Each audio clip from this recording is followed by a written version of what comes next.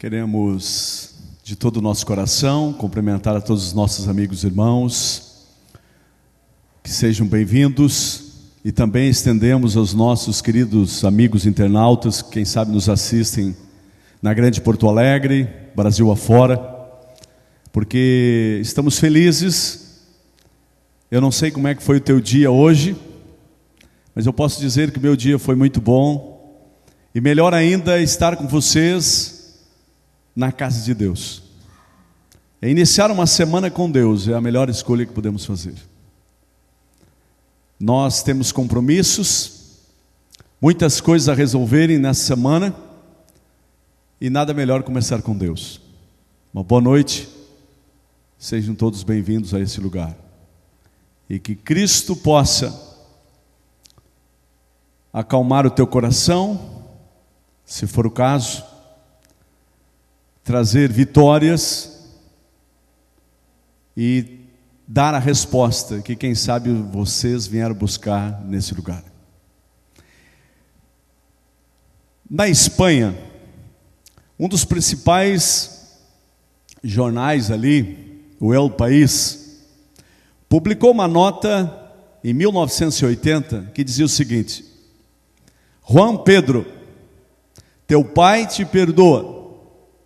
Teu pai passará ali às 6 horas da tarde, e diante da catedral, se você estiver ali, teu pai te concederá o perdão, e você poderá voltar para casa. Essa era a manchete daquele jornal, em letras garrafais, para aquele filho. E o jornal descreveu posteriormente que no horário marcado, não houve ali apenas um João Pedro, o Juan Pedro, mas havia muitos. E começou a chegar jovens e mais jovens, na esperança de que o anúncio fosse para ele. E a matéria diz que no horário marcado, apareceu um grande carro, um lindo carro, e apenas um João Pedro recebeu o perdão e foi para casa, foi para o lar. A palavra de Deus diz que as histórias se repetirão durante os séculos, em maior grau ou menor grau, mas a história se repetirá. Eu quero junto com vocês abordar alguma coisa nesta noite sobre o Deus a qual servimos, ao Pai eterno a qual servimos, de que Ele está disposto a nos dar o perdão, a nos receber de braços abertos no lar, na sua casa. E eu convido a todos aqueles que trouxeram as suas Bíblias, a abrirem no livro do Lucas, Dr. Lucas, no capítulo 15, Mateus, Marcos, Lucas e João, os 4 evangelhos do Novo Testamento. E nós queremos extrair junto com vocês algumas lições das parábolas de Jesus. Capítulo 15. O título que temos fala do filho pródigo. Ou vocês podem escolher, longe do lar. E a minha versão diz assim, Lucas 15, vamos ler, versículo 11 até o 24. Continuou, referindo-se a Jesus, falando dessa parábola. Certo homem tinha 2 filhos. O mais moço deles disse ao pai: Pai, dá-me a parte dos bens que me cabe. E ele lhes repartiu os haveres. Passado não muitos dias, o filho mais moço, ajuntando tudo que era seu, partiu para uma terra distante, e lá dissipou todos os seus bens, vivendo dissolutamente. Depois de ter consumido tudo, sobreveio àquele país uma grande fome, e ele começou a passar necessidades.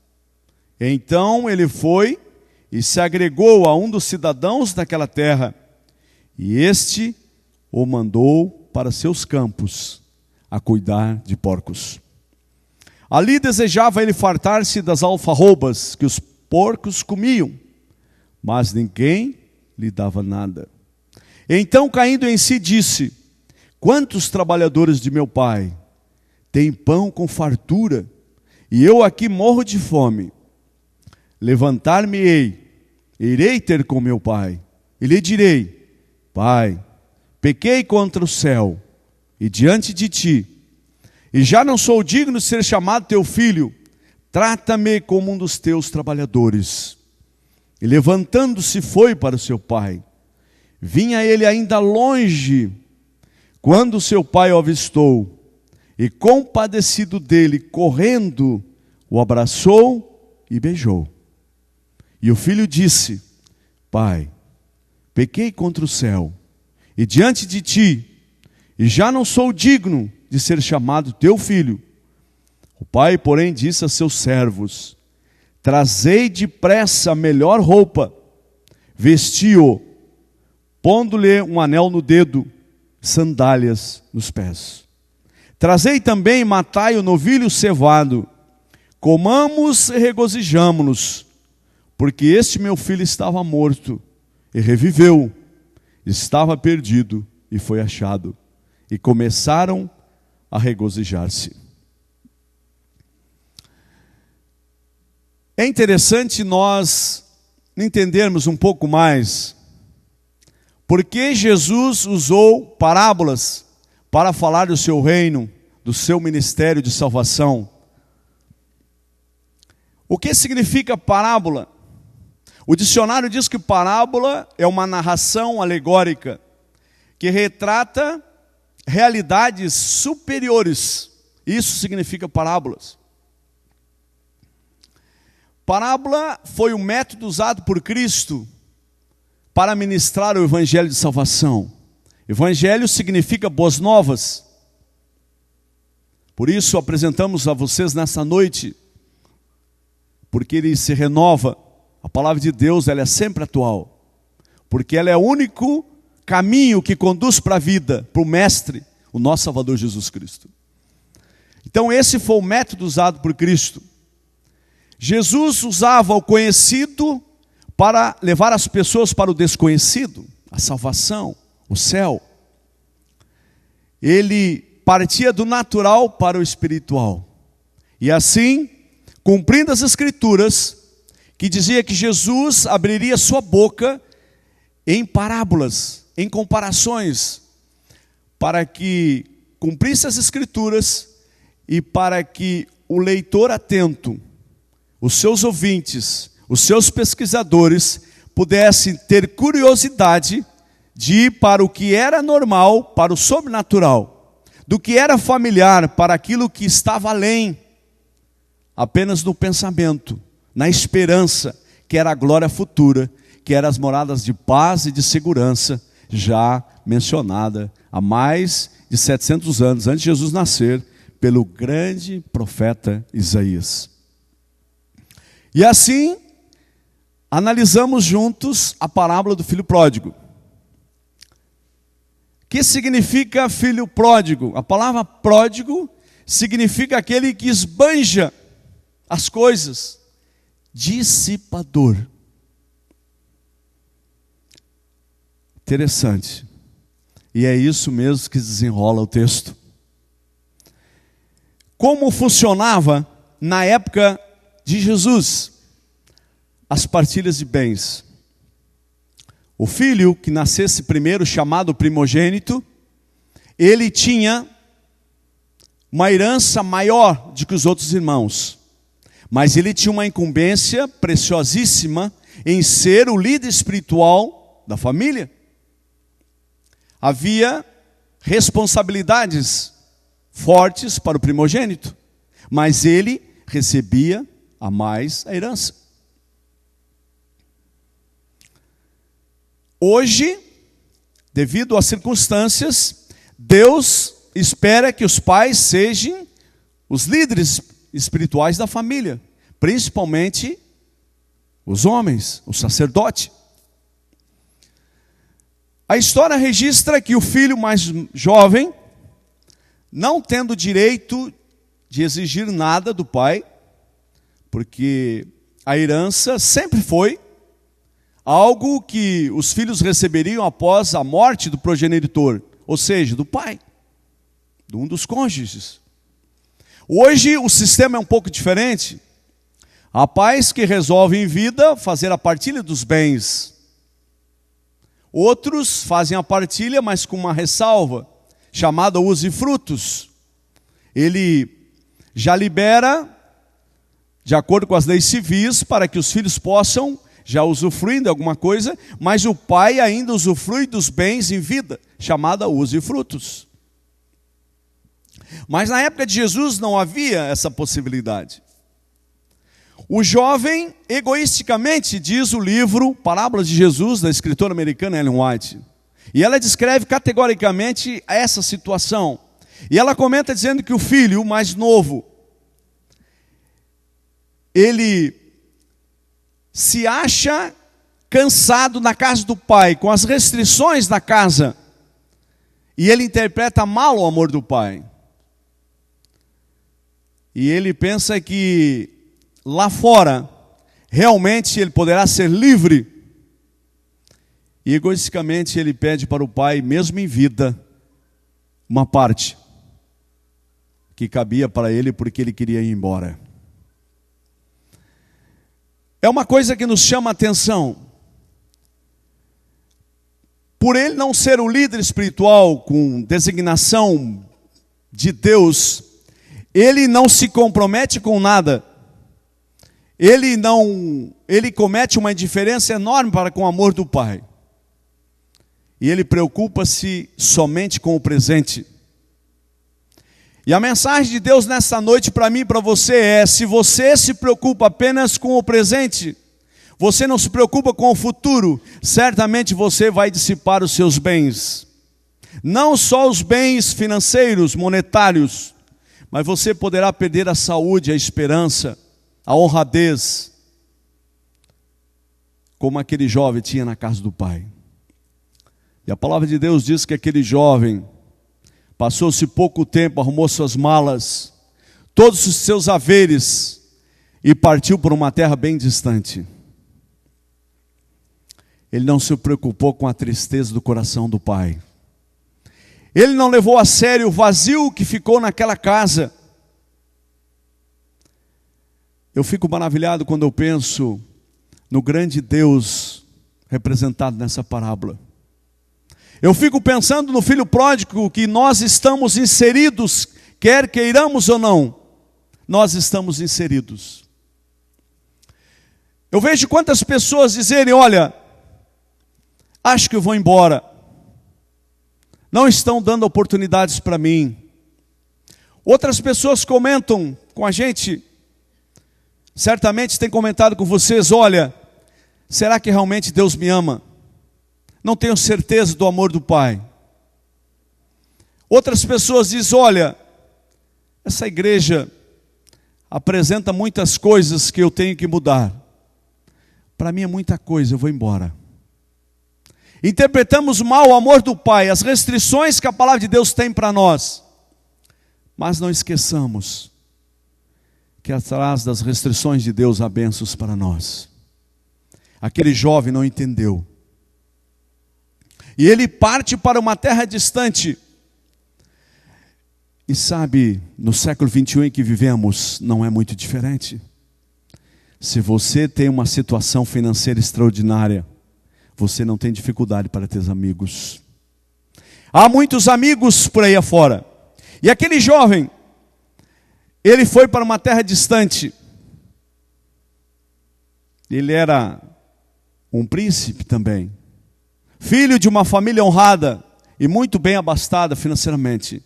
Mas ele, ao sair da casa do pai, ele pensava consigo mesmo: agora sim, posso ser dono do meu nariz. Ninguém estará dizendo para mim o que é certo e o que é errado. Gabava-se de estar à dianteira da sua vida. e partiu para uma terra distante. A mensagem diz que aquele jovem, muito em breve, da sua partida, ele escolheu o caminho da sensualidade. Parece que isso não acontece hoje no século 21, né? Ele escolheu os prazeres efêmeros, passageiros. E ali nas baladas da vida, aquele jovem foi gastando e se desgastando nas noitadas do mundo. A pena inspirada da palavra de Deus diz que muito em breve ele começou a ficar sem dinheiro. E houve uma crise financeira naquele país, bem diferente do Rio Grande do Sul, né? O Rio Grande do Sul não tem crise. É mais uma prova de que a história vai se repetindo, amigos. E ele começou a passar necessidades. Agora aqueles amigos que outrora louvavam, que batiam palmas, que aprovavam as atitudes deles, que as festas que eles promoviam, e ele bancava tudo, agora aqueles amigos vão saindo um por um e vão indo embora. E o relato diz que aquele jovem ficou sem ninguém. A glória e a liberdade que ele via como sendo o âmago da felicidade da sua vida, ele agora se sente realmente como um escravo. A mensagem que Deus quer transmitir para nós nesta noite é que longe da casa do Pai, longe da igreja de Deus, nós realmente poderemos perder tudo. A felicidade não está nos metais, eles fazem parte. A felicidade verdadeira está em seguir a Deus, a sua orientação, a sua palavra. E aquele jovem, outrora honrado, um príncipe daquela família, vê-se a sua situação como alguém derrotado, infeliz, passando necessidades. A palavra de Deus nos mostra que longe da casa do Pai, o pecado nos escraviza e nos destrói.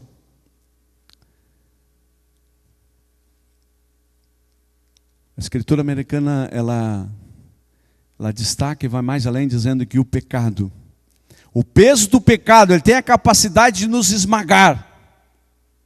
Por isso que Jesus carregou o peso dos nossos pecados sobre o madeiro.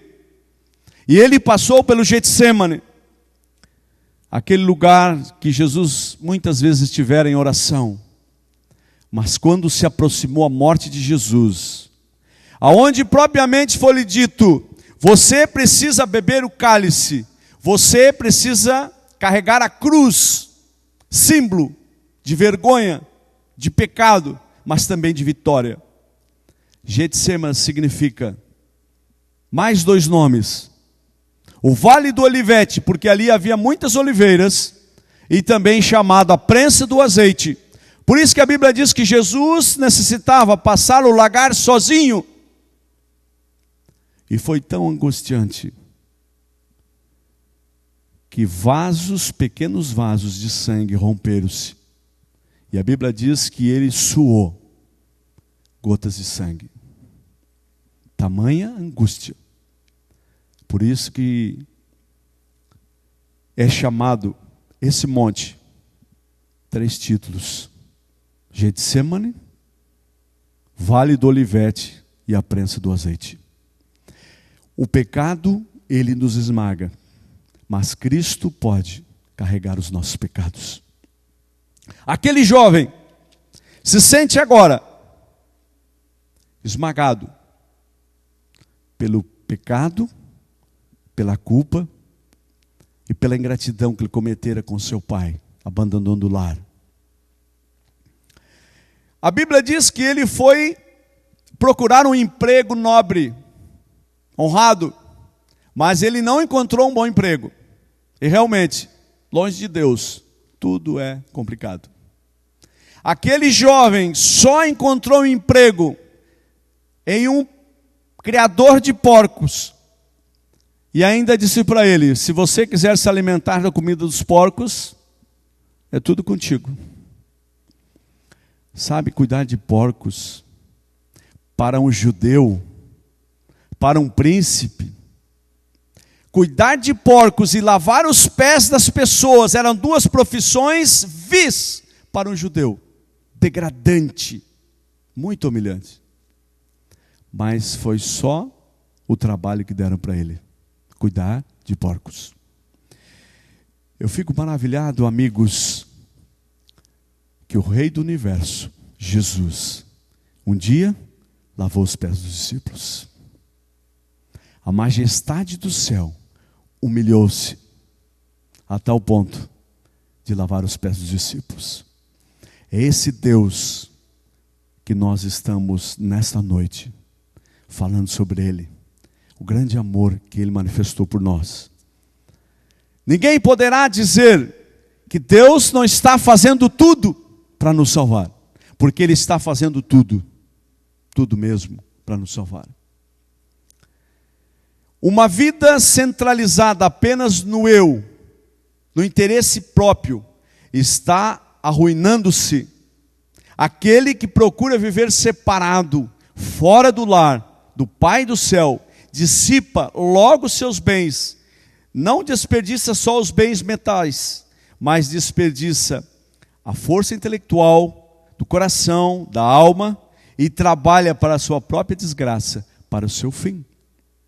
Em sua miséria de vida, o filho pródigo reconheceu seu estado miserável, seu pecado de afastar-se da casa do pai, das práticas sensuais e vícios, o brilho das tentações do mundo, longe do lar do pai, desmerece. E ao contemplar o seu último estado deplorável e mal cheiroso junto com os porcos, suas vestes maltrapilhas e mal cheirosas, ele recai em si e pensa consigo mesmo: quantos dos trabalhadores do meu pai têm pão com fartura, têm um alimento digno, têm um salário digno que meu pai paga para eles, e eu aqui morro de fome. O primeiro passo para voltar para a casa do pai é reconhecer a sua condição, que longe do pai as coisas geralmente dão erradas.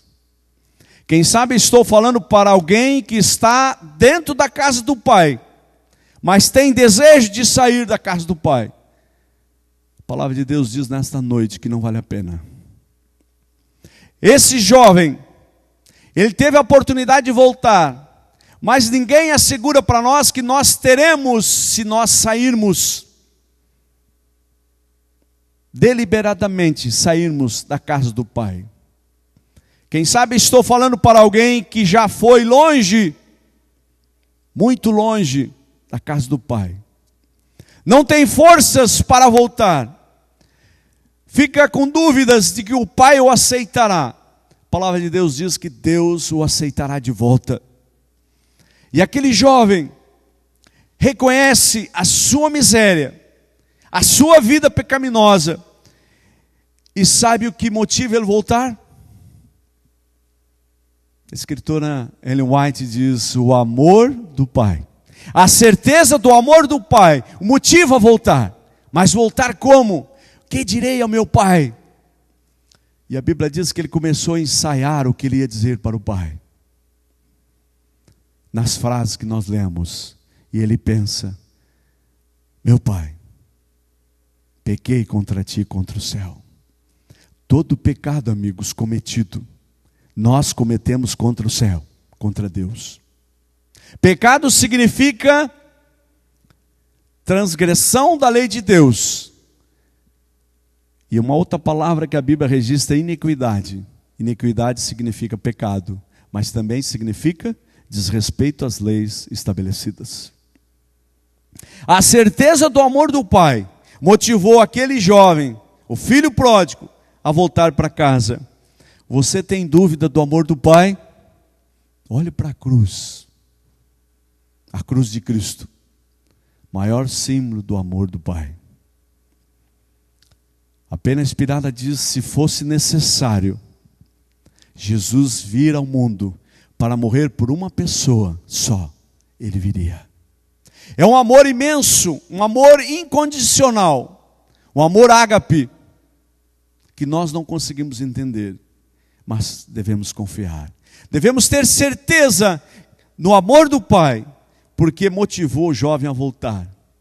Um outro passo que nós temos que realizar na nossa vida é decidir voltar. Quem sabe estou falando para alguém nessa noite que pensa em sair da casa do Pai. Não façam isso. Dentro da casa de Deus é o melhor lugar. Dentro da casa do Pai há fartura de pão, há dignidade para nós, há uma esperança, há uma promessa maravilhosa de que teremos fartura, teremos proteção na casa do Pai, seremos felizes dentro da casa do Pai. A Bíblia diz que aquele jovem começou a volver-se em direção à casa do Pai. Ele estava fraco, maltrapilho, sem calçados, uma roupa esfarrapada, mal cheiroso. Mas ele começa a dar os primeiros passos em direção à casa do Pai. E a Bíblia diz que ele, com muita dificuldade, iniciou-se o retorno, a caminhada para a casa do Pai. A Bíblia diz que aquele pai idoso, com os olhos marejados de tristeza e quem sabe muitas vezes de lágrimas, ofuscado pelo tempo, pela dor, pelas lutas, longe do filho, ele de longe ele avista um vulto, cambaleante, fraco, cansado, e ele tem certeza que é seu filho. Como ele tinha certeza que era o seu filho que voltava, Ellen White comenta dizendo: o amor tem bons olhos, ele enxerga longe. E ele correu ao encontro do filho. A Bíblia registra que nenhum príncipe, nenhuma pessoa ilustre, nenhuma pessoa importante naquela época, ele corria facilmente em público. Mas aquele pai, aquele príncipe de Israel, ele quebrou o protocolo social. A Bíblia diz que ele correu ao encontro do filho.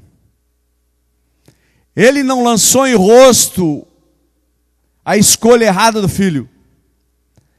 A Bíblia diz que ele tirou do seu manto, o seu longo manto. Não esqueçam disso. Cristo tem um longo manto de justiça e de misericórdia. E ele abraçou o filho, para que ninguém mais contemplasse a miséria, a vida de pecado daquele filho. Ele abraçou o filho, ele beijou o filho, e ele colocou seu longo manto, precioso e valioso, diz a Bíblia, a justiça de Cristo, sobre aquele filho.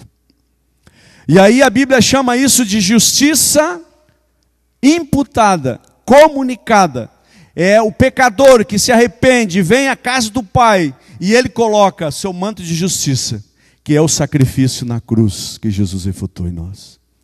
Jesus está dizendo para mim e para você nesta noite: eu tenho um crédito enorme, um crédito que tem condições de pagar o preço do resgate do teu pecado, e Ele quer colocar sobre mim e sobre você esse longo manto de justiça, de misericórdia. A Bíblia diz que aquele jovem não teve forças, mas ele balbuciou quando o pai o abraça e fica coração a coração, peito a peito. E ele a sua vergonha é encoberto no manto do pai. E ele balbucia as palavras ao ouvido do pai, sem forças, sem coragem de olhar para o rosto do pai. E diz: Pai, pequei. Já não sou digno de ser chamado teu filho. Trata-me como um dos teus funcionários. Esse é um passo importante, irmãos, para nós termos a vitória. Para nós sermos aceitos na casa do Pai, com alegria, com libertação, pelo sacrifício que Ele fez na cruz. É reconhecer que não somos nada. É reconhecer que somos um andarilho nas estradas deste mundo. Mas quando olhamos para a cruz de Cristo, nós passamos a ter certeza do amor do Pai. E aquele jovem abraça o Pai. E o Pai manda que tragam sandálias, sapatos novos. E que coloque um anel no dedo, símbolo de honradez, de aceitação e de crédito. E ainda mais, Ele manda escolher o novilho cevado, aquilo que tinha de mais importante, melhor. Ele manda que faça uma festa. E Ele ainda diz: o meu filho estava morto, reviveu. Estava perdido e foi encontrado. Alegremo-nos e regozijemos. A Bíblia diz que no céu há uma festa extraordinária quando um pecador se arrepende. Quando um pecador decide estar ao lado de Cristo, aos pés da cruz. Quando ele decide tomar um voto público de aceitação de Jesus através do santo batismo, há também uma festa nos céus. O Pai está feliz. O céu se regozija. Milhões de anjos tocam os seus instrumentos de alegria, porque um pecador se arrepende.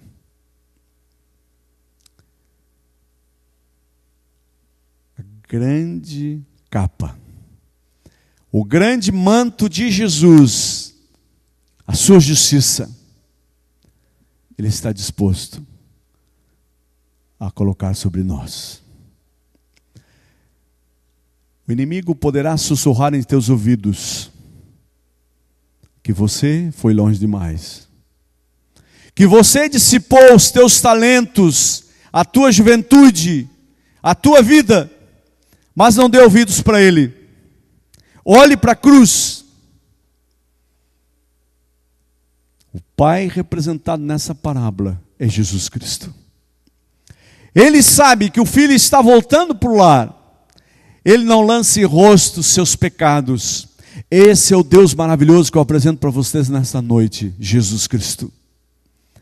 Ele sabe que na sua casa, Ele vai conduzir o seu filho aos caminhos da vida, mas Ele não lança em rosto os nossos pecados. Que coisa maravilhosa! Que atitude tem o nosso Pai Celestial! Ele nos aceita, mas Ele diz para nós: vais e não peques mais. Essa é a mensagem que Deus tem nessa noite para nós.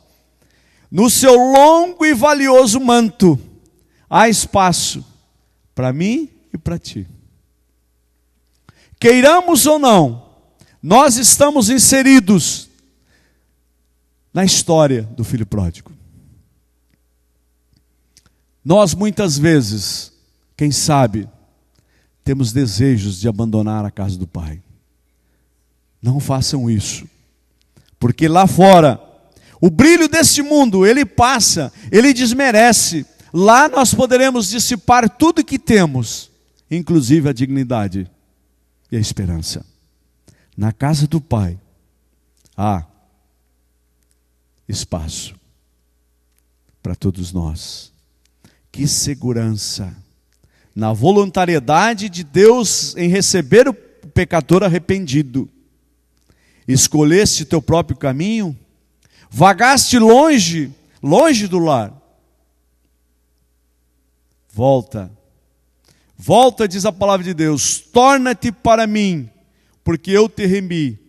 Na cruz, eu paguei o preço. Nunca esqueçam.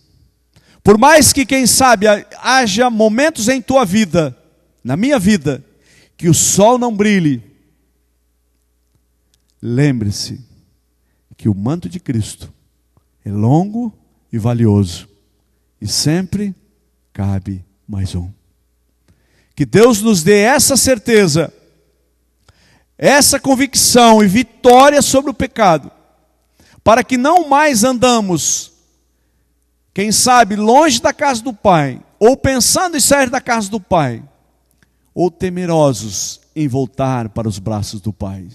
Lembre-se sempre, o manto é longo, grande e valioso, que é a justiça de Cristo, que Ele derramou seu precioso sangue na cruz do Calvário. Que Deus nos dê a vitória e o desejo imenso de estar sempre dentro da casa do Pai.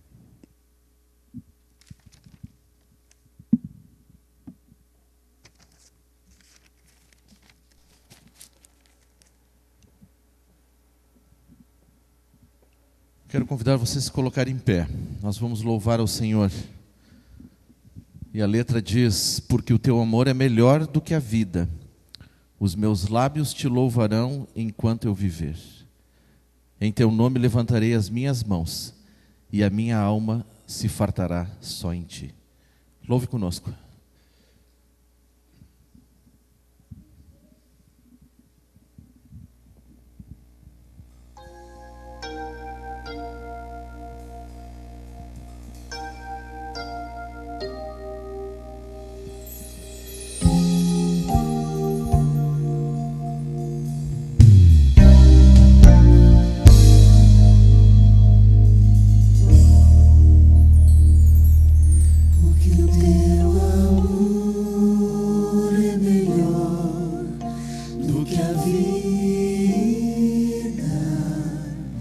Os meus lábios te louvarão enquanto eu viver.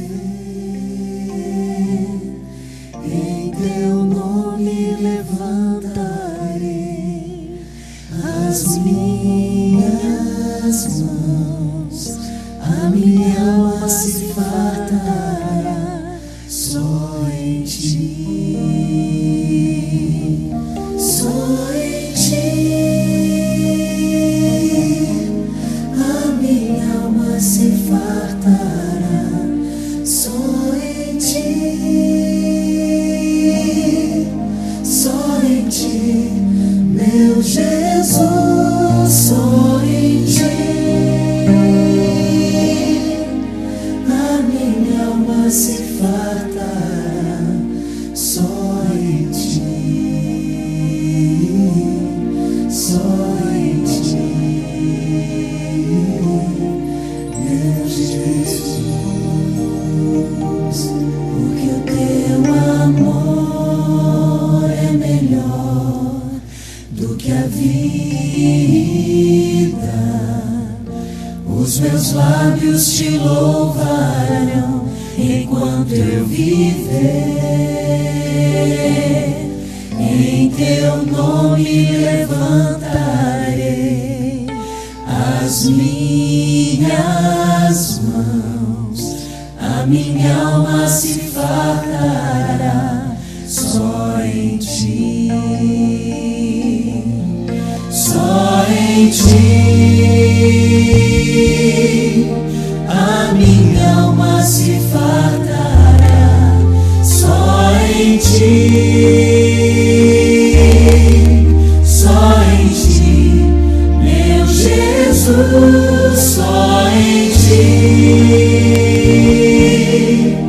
A minha alma se fartará só em ti,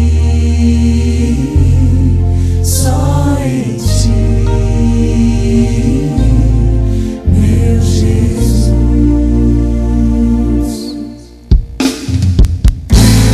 Só em ti. A minha alma se fartará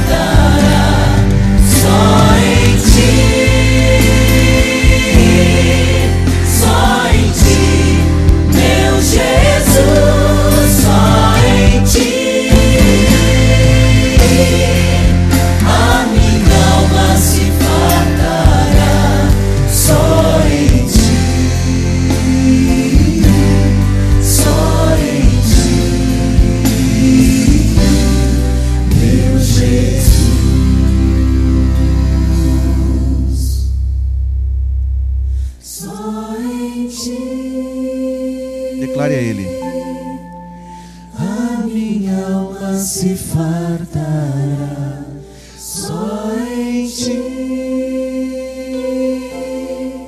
só em ti, meu Jesus, só em ti. A minha alma se fartará só em ti, só em ti, meu Jesus.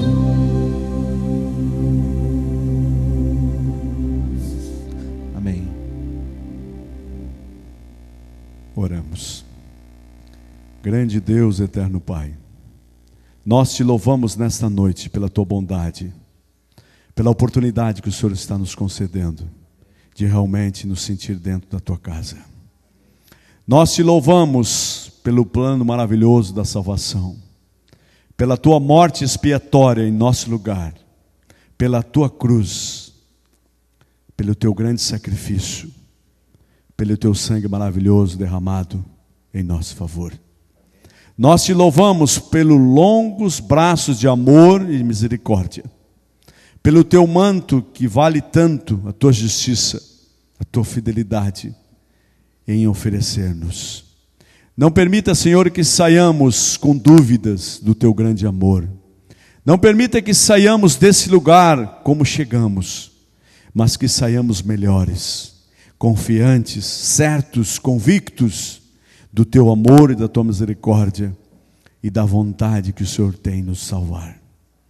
Nós te louvamos porque o Senhor está fazendo tudo e que nenhum de nós saia desse lugar sem o desejo, sem ter tomado uma decisão de voltar realmente para os teus braços.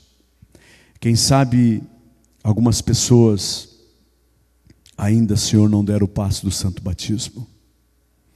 Que elas possam muito em breve reconhecer que o tempo está passando e logo terminará a chance, logo o Senhor voltará a esse mundo para realmente nos levar para as moradas de paz e de segurança, e que nenhum de nós falte naquele dia. Nos dê a capacidade, o desejo e o teu poder regenerador de tomarmos a decisão na hora certa, hoje. Purifica-nos de todo o pecado, nos dê uma semana de vitórias e que possamos lembrar de que na casa do Pai há lugar para todos nós. Fica conosco, aumente a nossa fé, a certeza do teu amor, em nome de Jesus oramos. Amém. Enquanto o Edson vai à porta para se despedir, que você tenha uma boa semana, que você abrace quem está do seu lado. E nós vamos cantar ainda Permaneça em Mim. Que o Espírito Santo permaneça conosco nesta semana que entra. E que todas as bênçãos sejam derramadas na tua vida.